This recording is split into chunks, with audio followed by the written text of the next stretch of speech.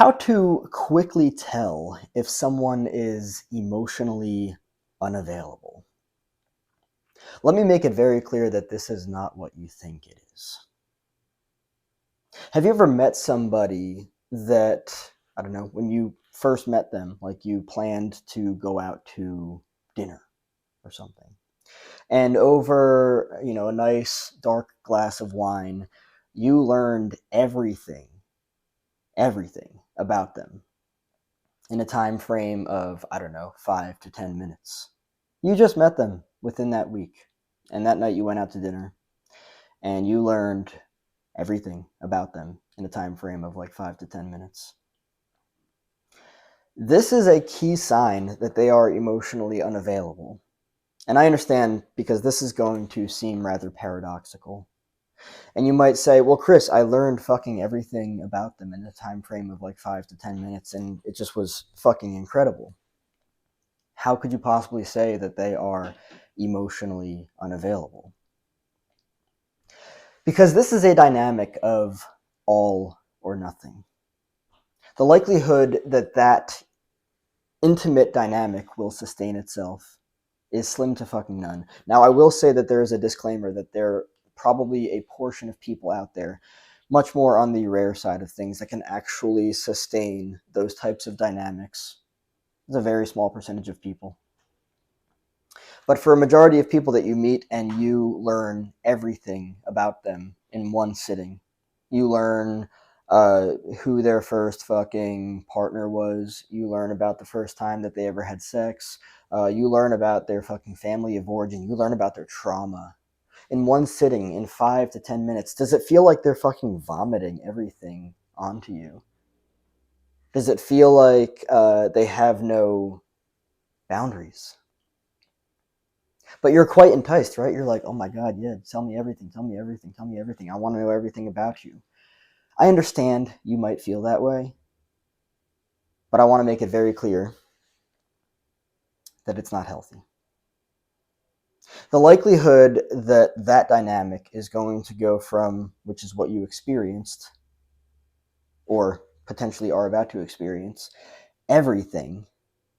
They gave you everything. Well, Chris, how could you say that they're emotionally unavailable? They presented everything to you. They gave you everything. And maybe in about a week or 2 weeks, a month, whatever it might be, it'll go to nothing. It'll go to fucking dry. It'll be a fucking desert with a bunch of fucking bones just scattered everywhere. Yeah, it will.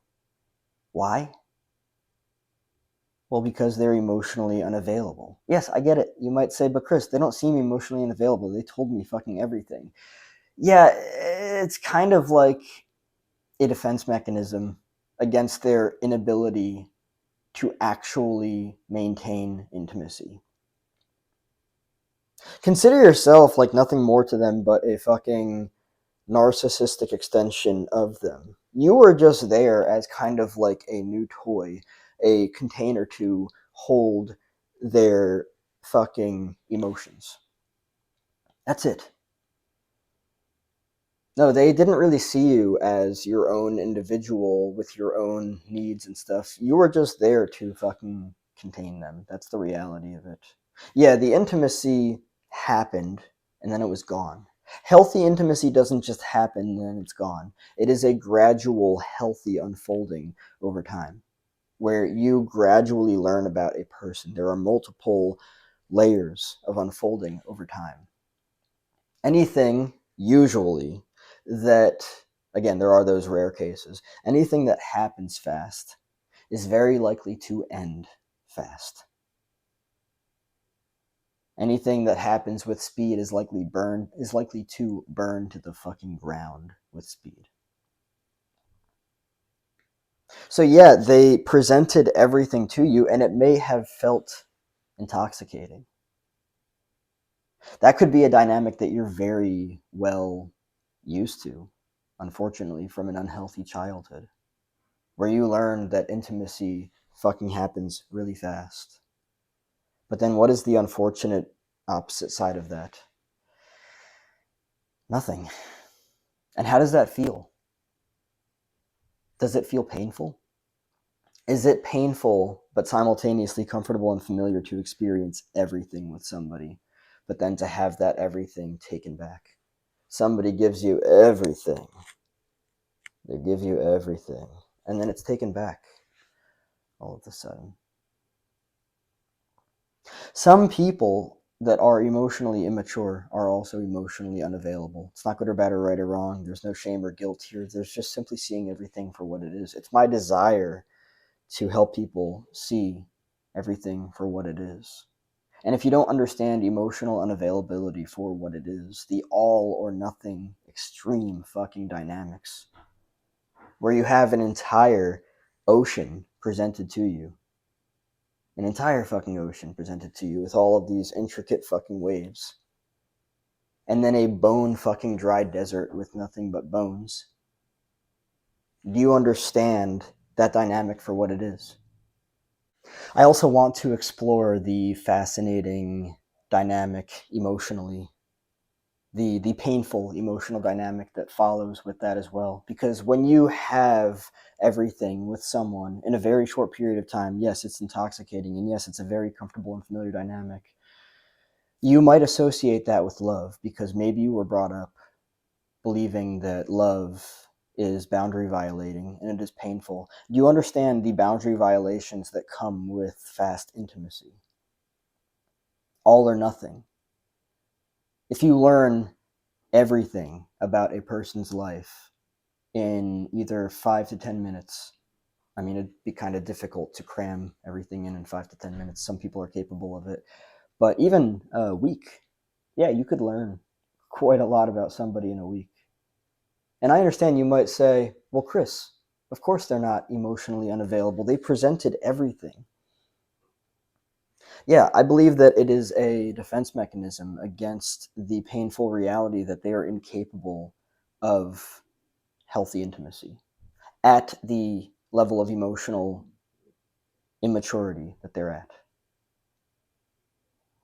It was everything. They gave you everything, and then it was nothing all of a sudden.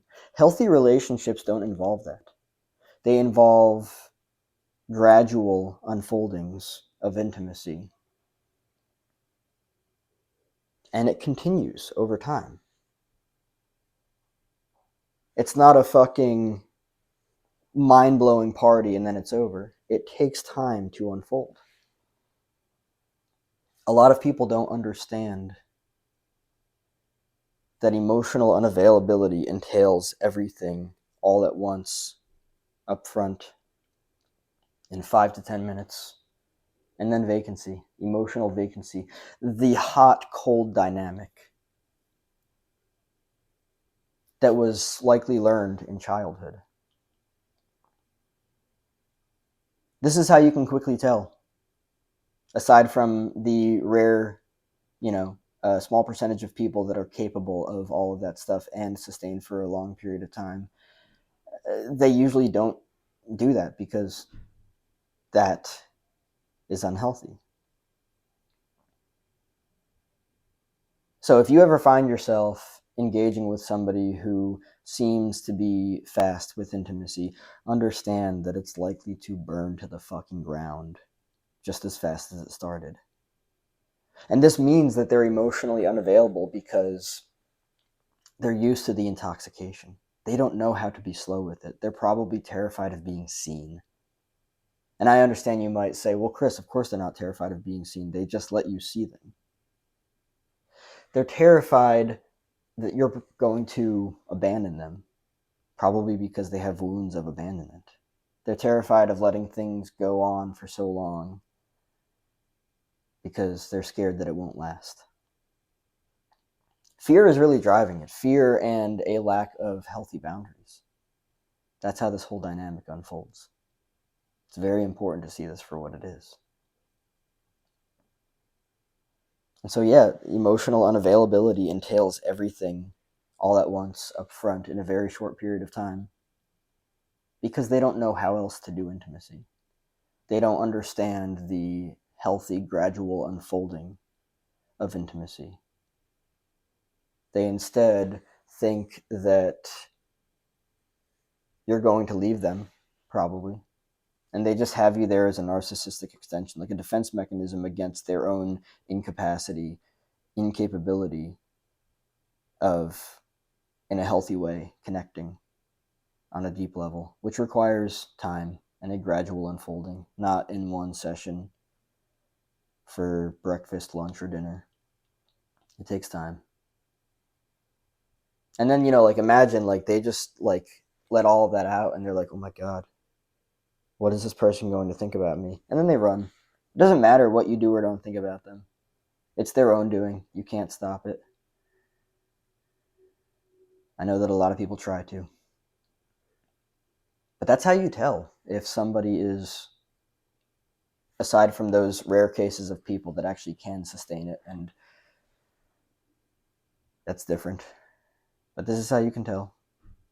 You won't hear anything from them. And it's not just in romantic relationships, it's also in friendships. You don't hear anything from them for a long time, and then they fucking hit you up, and it's everything again.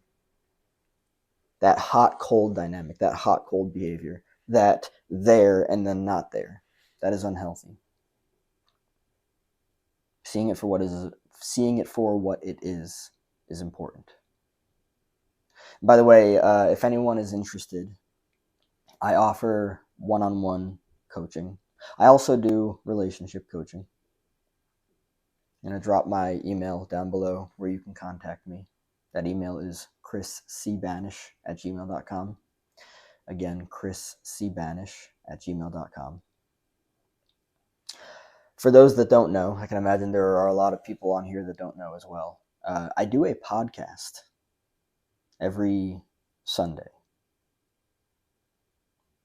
I'm going to link that down as well. The podcast is very much centered around the same thing as all of these videos that I do here.